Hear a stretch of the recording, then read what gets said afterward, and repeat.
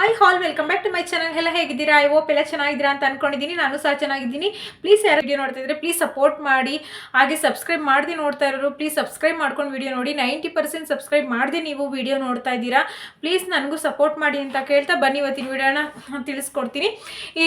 ಇದು ಸೂಪರ್ವೈಸರ್ ಹುದ್ದೆಗಳಿಗೆ ಅಂದರೆ ಮೇಲ್ವಿಚಾರಕಿ ಹುದ್ದೆಗಳಿಗೆ ಆಲ್ಮೋಸ್ಟ್ ನಿಮಗೆ 8 ವರ್ಷಗಳ ಹಿಂದೆನೇ ನಿಮಗೆ ಎಕ್ಸಾಮ್ ನಡೆದಿತ್ತು. ಅದರಲ್ಲಿ ಎಷ್ಟು ಒಂದು 515ರಿಂದ 570 ಹುದ್ದೆಗಳು ಖಾಲಿ ಇದ್ವು. ಅದ್ರಲ್ಲಿ ಬಂದು ಅದ್ರಲ್ಲಿ ಬಂದು 8 ವರ್ಷಗಳ ಹಿಂದೆ ನಾವು ಅಂದರೆ ಅವರು ಎಕ್ಸಾಮ್ ಬರೆದಿದ್ದು ಅಭ್ಯರ್ಥಿಗಳು 2016 ಡಿಸೆಂಬರಲ್ಲಿ ಎಕ್ಸಾಮ್ ಬರೆದು ಅದನ್ನೇ ಆಯ್ಕೆಯಾಗಿ ಹುದ್ದೆಗಳ ನಿರೀಕ್ಷೆಯಲ್ಲಿದ್ದವರಿಗೆ 8 ವರ್ಷಗಳ ನಂತರ ಇವಾಗ ಅದಕ್ಕೆ ಅಂದರೆ ಈಗ ಆದೇಶ ಹೊರಡಿಸಿದ್ದಾರೆ, ನೀವು ಇಷ್ಟಿಷ್ಟು ನಾವು ಇದನ್ನು ಆಯ್ಕೆ ಮಾಡ್ಕೊಳ್ತಿದ್ದೀವಿ ಅಂತ. ಬಟ್ ನೋಡಿ, ಅದು 8 ವರ್ಷಗಳಿಂದ ಪಾಪ ಅವರು ಅಷ್ಟು ಎಕ್ಸಾಮ್ ಬರೆದು ಆಯ್ಕೆಯಾಗಿ ಅದನ್ನು ಏನು ಅದು ಮುಂದೆ ಅದ್ರ ಬಗ್ಗೆ ಏನು ಇದು ಮಾಡಿದ್ರೆ ಇವಾಗ ಆದೇಶ ಹೊರಡಿಸಿದ್ದಾರೆ. ಬಟ್ ಇದರಲ್ಲಿ ಏನಂತ ಹೇಳಿದ್ರೆ 150 ಅಂದರೆ ಇದರಲ್ಲಿ ಸೆಲೆಕ್ಟ್ ಆದವರು 36 ಜನ ಮಾತ್ರ ಸೂಪರ್ವೈಸರ್ ಹುದ್ದೆಗಳ ಆಯ್ಕೆಗೆ ಆದೇಶ ಹೊರಡಿಸಿದ್ದಾರೆ. ಇನ್ನು 150ಕ್ಕೂ ಹೆಚ್ಚು ಮಹಿಳೆಯರಿಗೆ ನಿರಾಶೆನೇ ಆಗಿದೆ. ಯಾಕೆಂದರೆ ಅವರು ಎಕ್ಸಾಮ್ ಬರೆದಿರ್ತಾರೆ, ಆಯ್ಕೆ ಆಗಿರ್ತಾರೆ. ಬಟ್ ಆಯ್ಕೆಯಾಗಿ ಈಗಾಗಲೇ ಅಷ್ಟು ಹುದ್ದೆಗಳಿಗೆ ಆಯ್ಕೆ ಮಾಡಿ ಇವಾಗ 150ಕ್ಕೂ ಹೆಚ್ಚು ಹುದ್ದೆಗಳನ್ನ ಆಯ್ಕೆ ಮಾಡಿ ಇವಾಗಲೇ ಕೊನೆಗೆ 36 ಹುದ್ದೆಗಳಿಗೆ ಅವರು ಆದೇಶ ಹೊರಡಿಸಿದ್ದಾರೆ ಅಂದರೆ ಬೇಜಾರಾಗಲ್ವಾ?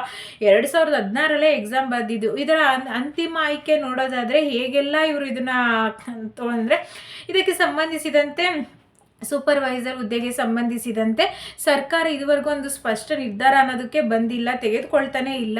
515 ಹುದ್ದೆಗಳಿದ್ವು, ಖಾಲಿ ಹುದ್ದೆಗಳಿದ್ವು.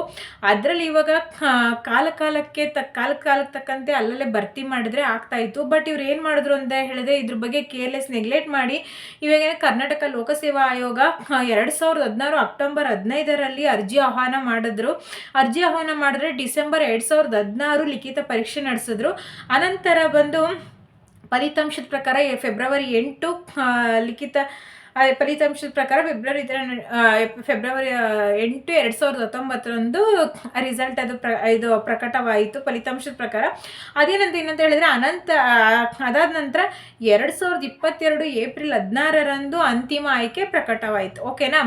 ಇಷ್ಟು ಜನ ನಾವು ಆಯ್ಕೆ ಮಾಡ್ಕೊಳ್ತೀವಿ, ಇಷ್ಟು ಜನ ಸೆಲೆಕ್ಟ್ ಆಗಿದ್ದೀರಾ ಅಂತ ಅಂತಿಮ ಆಯ್ಕೆ, ಅದು ಪರಿಷ್ಕೃತ ಅಂತಿಮ ಪಟ್ಟಿ ಆಯ್ಕೆಯಾಯಿತು.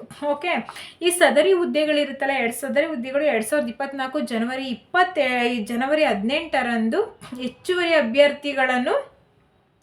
ಹೆಚ್ಚುವರಿ ಅಭ್ಯರ್ಥಿಗಳ ಪಟ್ಟಿ ಆಯ್ಕೆ ಮಾಡಿದ್ರು.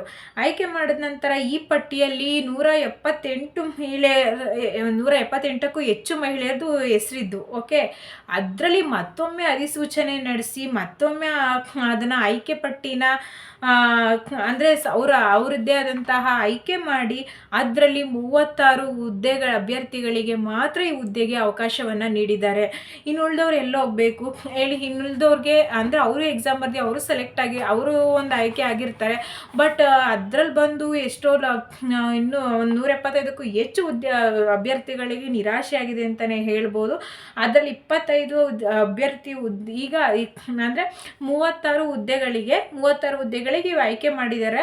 ಅದರಲ್ಲಿ ಆಯ್ಕೆ ಆದವ್ರಿಗೆ 25 ಅಭ್ಯರ್ಥಿಗಳ ಆಯ್ಕೆ ಆಗಿರ್ತಲ್ಲ, ಅವರಿಗೆ ದಾಖಲಾತಿ ಪರಿಶೀಲನೆ ನಡೆಸಿದ್ದಾರೆ, ಆಲ್ರೆಡಿ ನಡೆಸಿದ್ದಾರೆ. ಅದರಲ್ಲಿ ಏನಂತ ಹೇಳಿದ್ರೆ ಇನ್ನು ಉಳಿದವರು 11 ಅಭ್ಯರ್ಥಿಗಳು ಅದಕ್ಕೆ ಈ ದಾಖಲಾತಿ ಪರಿಶೀಲನೆಗೆ ಅವರು ಬಂದಿಲ್ಲ. ಅಂದರೆ ಅವರು ಆಯ್ಕೆ ಆಗಿದ್ರೂ ಅವರು ಇದಕ್ಕೆ ಪಾಲ್ಗೊಂಡಿಲ್ಲ ಅಂತಲೇ ಹೇಳ್ಬೋದು. ಅವರಿಗೆ ಮತ್ತೊಮ್ಮೆ ಅವಕಾಶವನ್ನು ಕೊಡ್ತಾರೆ ಇದಕ್ಕೆ ದಾಖಲಾತಿ ಪರಿಶೀಲನೆ ಮಾಡಿಸ್ಕೊಳ್ಳೋದಕ್ಕೆ. ಬಟ್ ಅವ್ರು ಏನಾದರೂ ಮತ್ತೊಮ್ಮೆನೂ ಅವರು ಹಾಜರಾಗದೇ ಇದ್ದರೆ ಅದಕ್ಕೆ ಅದರಂತಹ ಬೇರೆಯವರಿಗೆ ಅವಕಾಶವನ್ನು ಕೊಡ್ತಾರೆ. ಆದ್ದರಿಂದ ಬಟ್ ಇನ್ನೊಂದು ಇದರಲ್ಲಿ ಫೈನಲ್ ಆಗಿ ಹೇಳೋದೇನಂತ ಹೇಳಿದ್ರೆ ಇನ್ನಷ್ಟು ಸಾಕಷ್ಟು ಸೂಪರ್ವೈಸರ್ ಹುದ್ದೆಗಳಿಗೆ ಖಾಲಿ ಇವೆ. ಅದಕ್ಕೆ ಈ ಸರ್ಕಾರ ಏನು ಮಾಡಬೇಕಂದ್ರೆ ಕರ್ನಾಟಕದ ಲೋಕಸೇವಾ ಆಯೋಗದ ಕಡೆಯಿಂದ ಈ ಹುದ್ದೆಗಳಿಗೆ ಅರ್ಜಿ ಆಹ್ವಾನ ಮಾಡಿ ಇದನ್ನು ಮತ್ತೆ ಈ ಹುದ್ದೆಗಳನ್ನ ಅಂದರೆ ಖಾಲಿ ಇರುವ ಹುದ್ದೆಗಳನ್ನ ಭರ್ತಿಗೊಳಿಸ್ಬೇಕಂತ ಕೇಳ್ಕೊಳ್ತೀವಿ. ಇದರೊಂದು ಸಾಕಷ್ಟು ಅಭ್ಯರ್ಥಿಗಳಿಗೆ ಅವಕಾಶವನ್ನು ಸಿಗುತ್ತೆ. ಮತ್ತು ನಿಮಗೂ ಏನೋ ಒಂದು ಕೆಲಸ ಇನ್ನೂ ಮೇಲ್ವಿಚಾರಕಿ ಅಂದವ್ರಿಗೆ ಇನ್ನೂ ಒಂದು ಒಳ್ಳೊಳ್ಳೆ ಜಾಬ್ ಆಪರ್ಚುನಿಟಿ ಸಿಗುತ್ತೆ ಅಂತಲೇ ಹೇಳ್ಬೋದು. ಬಟ್ ಇಲ್ಲೊಂದು ಏನು ಪ್ರಾಬ್ಲಮ್ ಆಗಿದೆ ಅಂದರೆ ಆಲೇ 8 ವರ್ಷಗಳ ಹಿಂದೆಯೇ ಆಯ್ಕೆ ಆದವ್ರಿಗೆ ಅವ್ರಿಗೆ ಏಜ್ ಲಿಮಿಟ್ ಅಂತ ಇರುತ್ತೆ. 45 ಇಷ್ಟರಿಂದ ಇಷ್ಟು 45 ಏಜ್ ಅಂತ ಇರುತ್ತೆ. ಬಟ್ ಇವಾಗ ಆಯ್ಕೆಯಾಗಿ 8 ವರ್ಷ ಆಗಿ ಇನ್ನೂ ಕೆಲಸ ಕೊಟ್ಟಲ್ಲ, ಇವಾಗ ಕೊಟ್ಟಿದ್ದಾರೆ ಅಂತ ಹೇಳಿದರೆ ಅವ್ರಿಗಾಗಲೇ 50 ರೀಚ್ ಆಗಿಬಿಟ್ಟಿರುತ್ತೆ. ಅಂಥವ್ರಿಗೆ ಇವಾಗ ವಿಧಿ ಇಲ್ದಲೇ ಕೆಲಸ ಕೊಡಲೇಬೇಕಾಗಿದೆ. ಇದು ಸರ್ಕಾರದ ಕಡೆಯಿಂದ ತಪ್ಪಾಗಿರೋದ್ರಿಂದ ಈ ಹುದ್ದೆಗೆ ಆಯ್ಕೆ ಮಾಡ್ಕೊಂಡಿದ್ದಾರೆ. ಬಟ್ ಆದರೂ ಇದು ತುಂಬ ನಿರಾಶೆನೇ ಅಂತಲೇ ಹೇಳ್ಬೋದು.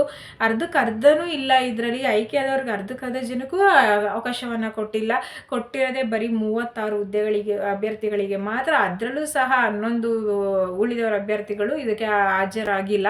ಅದು ನೋಡಬೇಕು ಮುಂದೆ ಏನಾಗುತ್ತೆ ಅಂತ. ಈ ಹುದ್ದೆಗಳನ್ನ ಈ ಸೂಪರ್ವೈಸರ್ ಹುದ್ದೆಗಳು ನೀವು ಯಾರೆಲ್ಲ ಅಪ್ಲೈ ಮಾಡಿದ್ದೀರಾ, ಯಾರು ಅಪ್ಲೈ ಮಾಡಬೇಕು ಅಂದ್ಕೊಂಡಿದ್ದೀರಾ, ನೀವು ಅಪ್ಲೈ ಮಾಡಿರೋರು ಬೇಗ ಇದನ್ನು ಸದುಪಯೋಗ ಪಡಿಸ್ಕೊಳ್ಳಿ. ಅಪ್ಲೈ ಮಾಡದೇ ಇರೋರು ಮುಂದೆ ಬರುವಂತಹ ಈ ಥರ ಹುದ್ದೆಗಳಿಗೆ ಅರ್ಜಿ ಆಹ್ವಾನ ಬಂದಾಗ ನೀವು ಅಪ್ಲೈ ಮಾಡಿ ಅಂತ ಕೇಳ್ತಾ, ನಿಮಗೆ ನಿರಾಶೆ ಆಗ್ದಂಗೆ ಸರ್ಕಾರ ಮುನ್ನೆಚ್ಚರಿಕೆಯಿಂದ ಇದ್ರ ಬಗ್ಗೆ ಒಂದು ಸ್ಪಷ್ಟ ನಿರ್ಧಾರ ತಗೊಳ್ಳಿ ಅಂತ ಕೇಳ್ತಾ ಇರ್ತೀನಿ. ವಿಡಿಯೋನ ಇಲ್ಲಿಗೆ ಎಂಡ್ ಮಾಡ್ತೀನಿ. ನನ್ನ ವಿಡಿಯೋ ಇಷ್ಟ ಆದರೆ ಪ್ಲೀಸ್ ಲೈಕ್, ಶೇರ್, ಕಮೆಂಟ್ ಮಾಡೋದನ್ನು ಮರಿಬೇಡಿ.